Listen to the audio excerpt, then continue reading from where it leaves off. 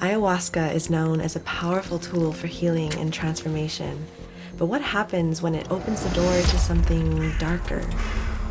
I had no idea the hidden reality of the medicine until I found myself trapped in a living nightmare.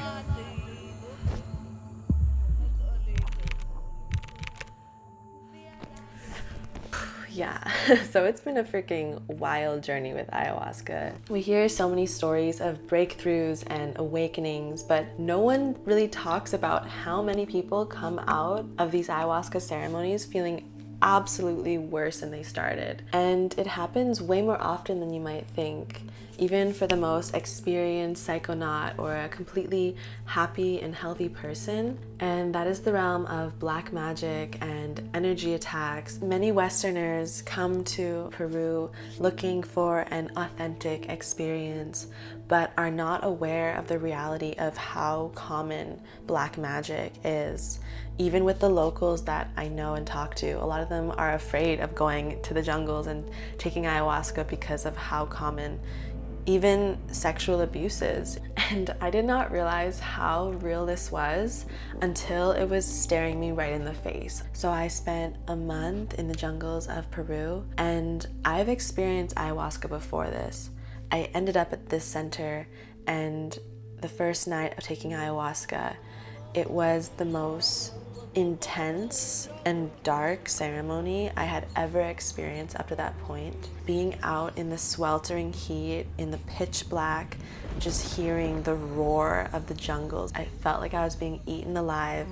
Mosquitoes biting me, gnawing pain and weakness through my entire body. And as soon as the medicine hit deeper, I was descending into hell. It felt like I was being tortured and eaten alive and just overcome with so much fear just through my whole body. And I was just trying to center myself and to breathe and to come into my heart. It felt like no matter how hard I tried to work with the fear and alchemize it, as I've done that so many times, I was facing an uphill battle. Every direction that I went, I was just being slapped in the face, like all night. I spent so many nights in ceremony feeling like this, just wondering if something has changed for the better. There was just no integration and no aftercare. My body was just like getting weaker and weaker, losing all this weight, and my cheeks were hollowing out. It got to a point one night of just terror and fear all night, complete exhaustion, and I get up with all the strength that I have and completely black out and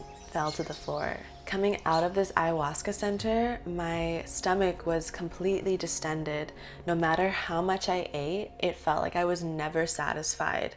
It felt like I would eat food and it wouldn't come out of me, like it was just being held. There's all this dark, gloopy energy in my digestive system and in my womb as well. I completely lost my period, and I just knew that something was really, really off. So I went to one of my spiritual teachers, and he felt it on me immediately, and he had had so much experience with black magic because it's actually so prevalent there. And yeah, this is where things got really crazy. So I ended up having a ceremony with him in order to cleanse of all these spells and this darkness. Going into the ceremony, it was a freaking battle for my soul. Like, ayahuasca was showing me how black magic works, layers of illusion, and clearing them out. It was like in my ears and out of my mouth. I was having flashbacks of the center, the way that they were harvesting our energy. It was like we were all their energy bank, and all that energy was being drawn through us into the facilitator. It just made so much sense because I knew how drained I felt every ceremony. And it was really just showing me how vulnerable and open we are in these spaces. When we take the medicine, we are opening our field, and it's so important to be discerning of who we are energetically opening to. And at a certain point, I just felt such intensity that I asked for my teacher to come help me. And so he took my hand and he brought me outside, and it was just on the grass, this old wooden chair under the starry night. I was just hearing like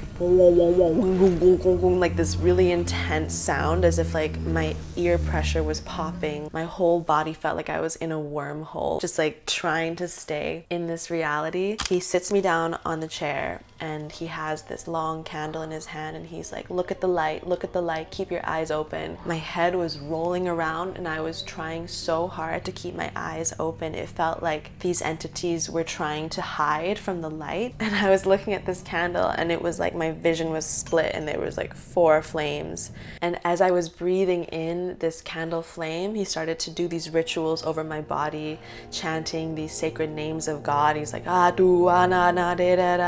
a certain point, it felt like I was fighting for my soul back. As he was chanting, I had this vision of my inner child completely wrapped in this web of darkness, and she was starting to unravel and open. I was going into this really primal, ancient place within me, and I was like, get out of my body, get out. And I was just like sending the entities up into the light and out of my body. And at a certain point, I felt my inner self unravel and open. It was like I completely forgot who I was. And finally I remembered again. As she came back, this like ancient wild mother, like a mother wolf, came out, and I was just like, I am back, I am back, I am back. And it was just like full power. And afterwards I went to the bathroom and just stuff was coming out of me. It's so crazy the way that the spiritual is so connected to the energetic. I don't know if it was parasites, but something was holding all of this undigested food in my body. As soon as he cleared all these energetic blockages, I just like kept going to the bathroom until my stomach went from just completely big to totally flat, and I got my period back that very same night. I just learned so much that night, and the medicine was really teaching me as well and guiding me, showing me the way that these shamans, they make deals with these entities because these entities are not connected to source, and so they need a source to siphon energy from. And so these entities make deals with certain people in exchange for fulfilling someone's internal desires, whether that be power, money, beauty, or even shamanic gifts as well. And this might sound like some rogue, crazy experience, but it's way more common than you think. One of my teachers actually says that to receive medicine from someone is almost as intimate as having sex with them, because you are opening up to their worldview, their way of thinking that is creating the medicine space. And not only that, but you're also opening up your field to the other participants as well. But I hear of how common it is for these brujos, brujas to tamper with the medicine and actually put in other herbs that are known for black magic, whether it be to sedate someone, to manipulate their energy and go deeper into their consciousness. And I've heard of stories of people coming out of these ayahuasca experiences completely kind of losing their sense of self and their direction, becoming these sort of wandering souls that never really leave these towns. Through this experience, it really got me thinking about how we romanticize this idea of going to Peru and having a real ayahuasca experience, even though the landscape of ayahuasca is so different than what it traditionally was. And when we combine these ancient healing arts with the world of commercialization, things can get a bit sticky. There are so many people taking on this name of shaman because they know how lucrative this industry is. There's also this growing hunger for money that is explained really well in this article, so I'm just going to read that. It says that the new market economy encourages accumulation, and ayahuasca has turned into the only body of local knowledge that has made some indigenous people wealthy. The prospect of accumulation introduces a novelty into the customary practices. While the patient is a burden for the healer in the local systems, in the ayahuasca centers, each extra day the patient stays means more money.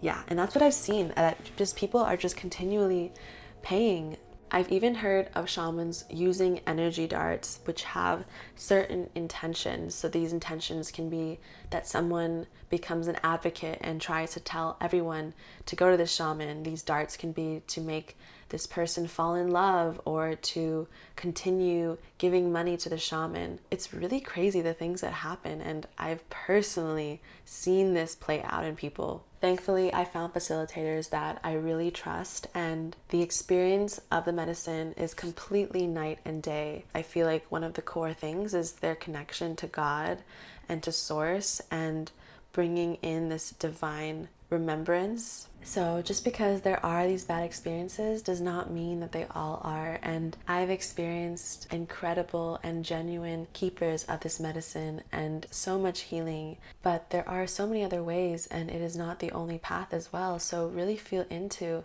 what you are being called to. So how do you find a genuine and safe space to experience ayahuasca? I'd say the first thing is to really feel into if you are actually being called to the medicine. Because I find sometimes when we force an experience and we just book some random thing, that we end up in situations that aren't always the most supportive. What I found is that when I allowed it to come to me and I really felt into it, that's when I had the most positive experiences. And sometimes there can be this cultural disconnect as well, where these people live very different lives than a Westerner, and does not always understand the Western conditions and the way that we have these different mental disorders and ways of thinking.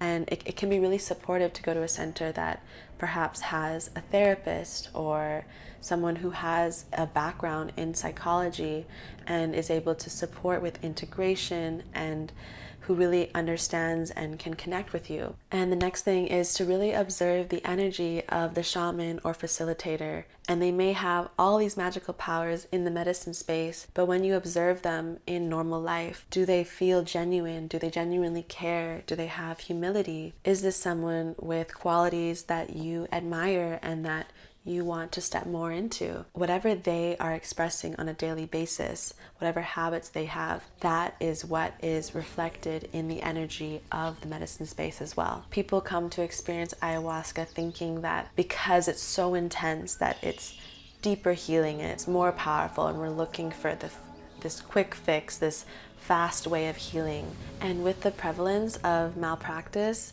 I'd be super cautious about just going on Google and looking for some random online retreat. It was my first time. And also the guy, he told me that you need to be very careful if you go to Inquitos, because there are a lot of shamanic people who do black magic as well. They believe in, if you like, how much power the ayahuasca can give to you with like the white light. So you can understand that there is a black light with as well. And I didn't even want to believe him that time, because I feel like, no, it's only just good. We just believe in the good stuff, right? He said that a lot of really, really famous ones, they try to like take your energy or whatever. In a way, I feel like energy can be taken because it's yours, but on the other hand, if you believe it could, or they try, I don't know what they do. The main thing is that if they see a very big white light on you, that's what they try to get. She saw my light and like she wanted that energy for herself, so she was like trying to take from me. Sometimes they don't have awareness of the fact that energy is infinite and that we all have access to it. So they think that the only way to get power is through stealing it from other people. These entities, all they can do is siphon energy.